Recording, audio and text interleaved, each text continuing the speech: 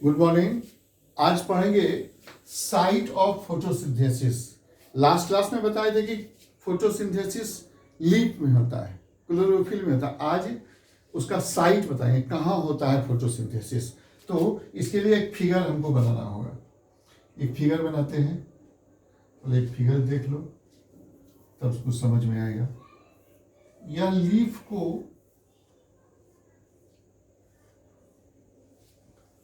का टीएस है, transverse section है लीफ का ट्रांसवर्स सेक्शन है। यह हुआ अपर लेयर, इसको अपर एपिडर्मिस कहते हैं। और इसके नीचे एक लंबा लंबा सेल होता है, एक लंबा लंबा सेल है, लंबा लंबा सेल है।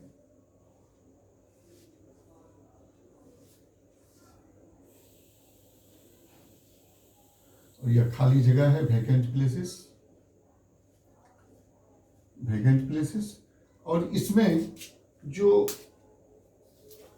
यह चारों बगल में जो टिश्यू या जो गोल गोल सर्कुलर स्ट्रक्चर दिखाई दे रहा है, यह सर्कुलर स्ट्रक्चर है क्लोरोप्लास्ट। सबों में होगा, यह हम 2-3 बना रहे हैं, सबों में है क्लोरोप्लास्ट। और इस टिश्यू का नाम है पेलिसेड टिश्यूज, पेलिसेड टिश्यूज। और इसका नाम है अपर एपिडर्मिस, अपर ऊपर वाला एपिडर्मिस, अपर एपिडर्मिस। और अपर एपिडर्मिस के ऊपर में एक क्यूटिकल होता है। यह लीफ को जब काट के देखेंगे माइक्रोस्कोप में, कंपाउंड माइक्रोस्कोप में भी तो बढ़िया दिखाई नहीं देता है, इलेक्ट्रॉन माइक्रोस्कोप में देखेंगे तो यह स्ट्रक्चर दिखाई देगा। तो यह पेलिसेड टिश्यूज में सफिशिएंट क्लोरोप्लास्ट मिलता है। इसके अलावे गोल गोल टिश्यूज और है नीचे, गोल गोल टिश्यूज है।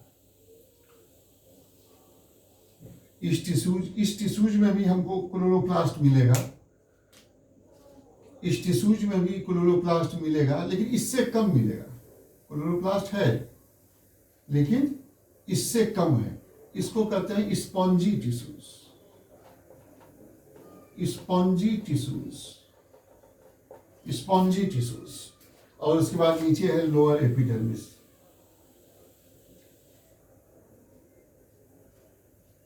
इसके बाद नीचे है लोअर एपिडर्मिस।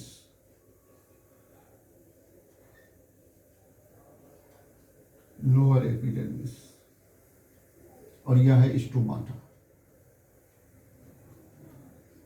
ये हो गया स्टोमाटा। चूंकि बताए थे कि स्टोमाटा हर समय लीफ के नीचे वाले हिस्से में होता है। तो लीफ का टीएस काट के माइक्रोस्कोप में देखते हैं तो सबसे ज्यादा जो टिश्यूज में क्लोरोप्लास्ट मिलता है वह पेलिसेड टिश्यूज में मिलता है। और उसके बाद यह स्पॉन्जी टिश्यू सबों में होगा, हम 2-3 में बनाए हैं, सब स्पॉन्जी टिश्यूज में।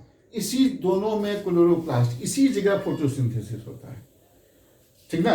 तो यह ऑब्जेक्टिव में पूछता है कि साइट ऑफ फोटोसिंथेसिस कहाँ होता है। तो फोटोसिंथेसिस होता है लीफ में, क्लोरोप्लास्ट में, यह हम लोग जानते हैं। लेकिन अब उतना जानने से थोड़ा सा और डिटेल जानना होगा, और जानना होगा कि यह पेलिसेड टिश्यूज और नीचे स्पॉन्जी टिश्यूज में ही क्लोरोफिल होता है, क्लोरोप्लास्ट होता है, यहीं पे फोटोसिंथेसिस होता है। अब इस दोनों टिश्यूज को मिला के कहते हैं इसको मीजोफिल टिश्यूज,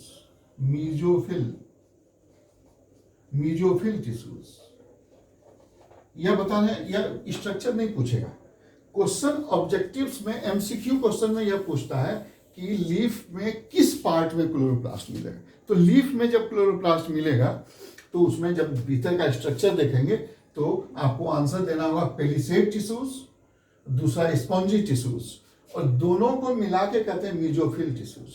इसी में क्लोरोप्लास्ट सबसे ज्यादा होता है और यहीं पे फोटोसिंथेसिस होता है। इसका ध्यान रखना है, ठीक ना। यही बताना था। और इसमें यह स्ट्रक्चर नहीं पूछेगा, वैसे आप बना लोगे, नोट्स में बना लेना है। पेलिसेड टिश्यू दिखला देना है, स्पॉन्जी टिश्यूज, अब दोनों को मिला के कहते हैं मीजोफिल टिश्यूज। तो लीफ में कहाँ फोटोसिंथेसिस होगा, तो आप पेलिसेड टिश्यूज कर सकते हैं, आप मीजोफिल टिश्यूज कर सकते हैं, स्पॉन्जी टिश्यूज दोनों मिला के स्पॉन्जी में कम रहता है, इसमें ज्यादा डेंस क्लोरोप्लास्ट। यह हो गया फोटो साइट ऑफ फोटोसिंथेसिस। क्या हो गया? मीजोफिल टिश्यूज, यानी ऑब्जेक्टिव क्वेश्चंस मीजोफिल टिश्यूज। कौन से टिश्यूज? Mesophyll tissues. सबसे ज्यादा क्लोरोप्लास्ट कहाँ? तो पेलिसेड टिश्यूज में। यह बताएं। अब हम लोग प्लांट वाला ओवर हो गया। अब हम लोग पढ़ेंगे different steps in the process of nutrition. Animal जब भोजन करता है उसमें कौन कौन प्रोसेस होता है, डिफरेंट स्टेप्स, कौन कौन स्टेप। तो कैसे हम लोग भोजन करते हैं? सबसे पहले खाते हैं, फिर डाइजेस्ट करते हैं, फिर उससे जो यूजफुल मटेरियल्स होता है वह एब्जॉर्ब हो जाता है, और वह एब्जॉर्ब मटेरियल समूचे शरीर में मिल जाता है, और उसके बाद जो अनडाइजेस्टेड फूड मटेरियल्स है वह शरीर से बाहर आता है। तो डिफरेंट स्टेप्स, या एनिमल का हो या प्लांट का था, प्लांट वाला ओवर हो गया। एनिमल में हम लोग चलेंगे कि different steps in the process of nutrition in animals. Animals में तो हमने यहाँ लिख दिया है, आपको एक नोट्स बना दिया है कि there are 5 steps in the process of nutrition in animals. Animal के न्यूट्रिशन में हम लोग animal, we are also animals. Plant, जितना प्लांट तो ऑटोट्रॉप्स हो गया, हम लोग हीटेरोट्रॉप्स हैं, प्लांट के बनाए हुए भोजन को खाते हैं। तो डिफरेंट स्टेप में क्या हो गया? एनिमल्स का इंजेशन, सबसे पहला वर्ड है इंजेशन। 5 वो स्टेप है, इंजेशन, डाइजेशन, एब्जॉर्प्शन, एसिमिलेशन और इजेशन। 5 स्टेप्स है किसी भी एनिमल में। अमीबा में भी है एनिमल, तो उसमें भी 5 स्टेप है। पैरामीशियम है तो इसमें भी 5 स्टेप है। तो यह 5 वो स्टेप है, इंजेशन, डाइजेशन, एब्जॉर्प्शन, एसिमिलेशन और इजेशन। ये 5 स्टेप्स है। तो सबसे पहले इंजेशन किसको कहेंगे? भोजन को मुंह में रखिए, भोजन को शरीर के अंदर में डालिए। सबों के पास तो मुंह नहीं है, अमीबा के पास में मुंह नहीं है, वह तो सेल मेम्ब्रेन से लेगा, ठीक ना।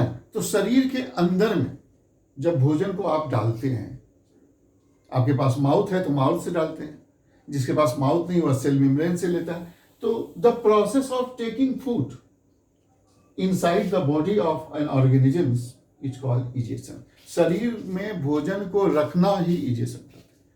शरीर के अंदर में भोजन को डाल देना इजेशन। अब डाइजेशन, जो भी चीज हम लोग खाते हैं वह कॉम्प्लेक्स फूड मटेरियल से रहता है, दांत उसको चबाता है ना, आधा तो डाइजेस्ट माउथ ही कर देता है। तो digestion, the process of conversion complex food materials, या एक वर्ड लिखे हुए हैं complex food materials. Complex food materials means जो जल्दी डाइजेस्ट नहीं होता है। शुगर भी हम लोगों का कॉम्प्लेक्स फूड मटेरियल है, ग्लूकोज है सिंपल, लेकिन चीनी है कॉम्प्लेक्स। तो the process of conversion complex food materials into simple absorbable substances, जिससे भोजन न्यूट्रिशन खिंचा जाए शरीर में और हमको एनर्जी मिल जाए, form by the action of digestive enzyme. चूंकि शरीर में मुंह में एंजाइम निकलता है, सलाइवा, टाइलिन, सलाइवरी एमाइलेज, पेट में निकलता है ट्रिप्सिन, पेप्सिन। तो ये डिफरेंट एंजाइम्स है, सब उस भोजन पे लगता है तो उसको डाइजेस्ट कर देता है, एकदम सॉल्युबल फॉर्म में बना देता है।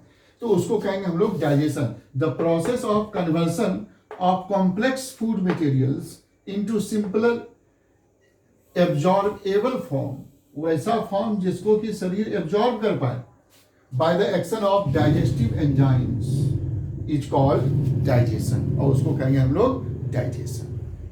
कॉम्प्लेक्स फूड मटेरियल्स को एकदम दांत ब्रेक करेगा, स्टोमक में एसीएल मिलेगा, ढेर सारा एंजाइम्स मिलेगा, तो उसको कहेंगे जब complex food material simple form में आ जाएगा, जिसको शरीर एब्जॉर्ब कर पाए, जिससे आपको ताकत हो जाए, तो उसको कहेंगे हम लोग डाइजेशन। तीसरा है एब्जॉर्प्शन, और जब भोजन डाइजेस्ट हो जाएगा तो उसका नेक्स्ट जब स्मॉल इंटेस्टाइन में पहुंचेगा तो वहां वह डाइजेस्ट एब्जॉर्ब हो जाएगा।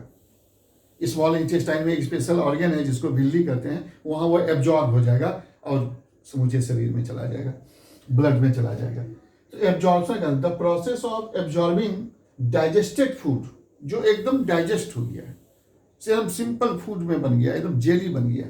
The process of absorbing digested food in the small intestine, कहाँ एब्जॉर्ब होगा? स्मॉल इंटेस्टाइन के लास्ट पार्ट में, इलियम में, small intestine and send into the blood stream, और खून में भेज देगा, तो उसको कहेंगे हम लोग एब्जॉर्प्शन। यूजफुल सब्सटेंस एब्जॉर्ब हो जाएगा डाइजेशन के बाद, जो हमारे शरीर में एनर्जी देगा, तो उसको कहेंगे हम लोग एब्जॉर्प्शन।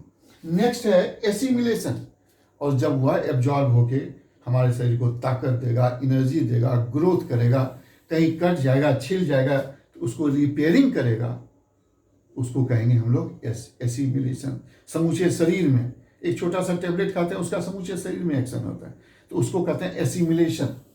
क्या हो गया कि the process in which absorb food material, definition लिखे हुए हैं, the process in which absorb food materials